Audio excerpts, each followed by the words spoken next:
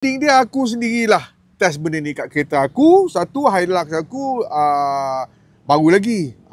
Dia model 2 tahun lepas. Kemudian aku test juga dekat kereta driver aku. Dia pakai Vios tahun 2008-2009 macam tu lah. First gen punya Vios 1.5. So dekat kereta aku, enjin diesel 2.4. Sebab aku waktu minggu lepas tu aku memang banyak ulang alik KL Kota Baru. Aku ada projek dengan hotel kat sana. Dan kemudian aku ada ulang alik banyak Cyberjaya ke Puncak Haram.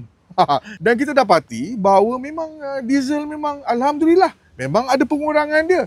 Berbalik pada aku punya staff punya kereta Vios lama tu, dia kata confirm bila naik bukit pick up dia itu komen daripada driver aku sendiri. Dan bila aku bawa memang betul.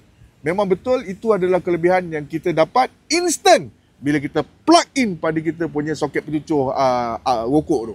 Tapi yang betul aku cakap, daripada perjalanan aku daripada Kota Baru ke KL, daripada Cyberjaya ke Puncak Alam, memang ada penjimatan pada kereta diesel aku. Dengan cara pembawakan aku dan juga aku punya driver, memang terbukti ada penjimatan kat situ.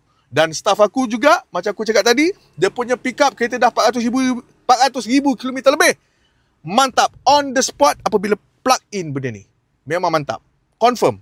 Jadi sekarang saya nak tunjukkan bagaimana kau menggunakan Voltex yang ni punya. Of course ada X untuk kereta Hilux. 2.4, 2.8 pakai yang ni. Mudah saja. Sebab tu aku suka tau. Sebab dia mudah, senang. Masukkan saja dekat tempat cigarette lighter ni. Nampak? Okay. Tekan. Start engine. Dan nak ingatkan korang juga. Jangan lepas letak kotor jalan. Biarkan dalam 30 saat. Dan kemudian kau bawa lah macam biasa. Okay? Memang Lando cakap Voltex memang ada fungsi dan berkesan.